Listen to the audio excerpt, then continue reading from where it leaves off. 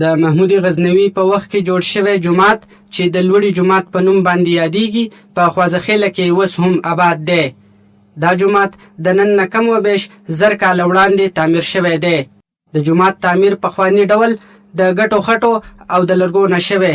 بلې ما ته څومره معلومات دي د خپلو مشرانو چې موږ اورېدلي دا جومات محمود غزنوي صاحب جوړ کړی تقریبا د 1000 کال نه د سیوا عمر وشو. څوک چې دا منګړتې خبرې کوي چې په دې کې پیریانو کار کړی په دې کې پیریانو کار نه دی کړی دا مقامي کم کسان چې دي دغه واقع ما په خپله باندې راښکړل دا نور دا د محمود غزنوي صاحب د وخت آبادي ده هغې لرګی ده هغه آبادي ده بخایه له پاسه به چې کوم دا پترې لګېدلې تقریبا 2-3 کاله وشي دا موږ پې لګولي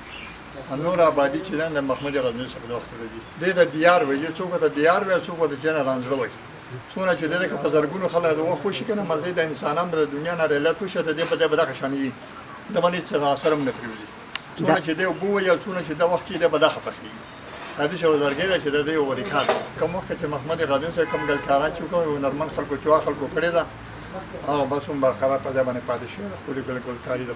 کېږي دا مطلب ډېر خلک راغلي چې لکه موږ تاسو د جومات چې په ډېر نه شو نګاه سره جوړ کړو او دا لرګی موږ نه راکړی موږ به تاسو ډېر ښکلی جومات جوړ کړو دې ته څوک تیار نه دي.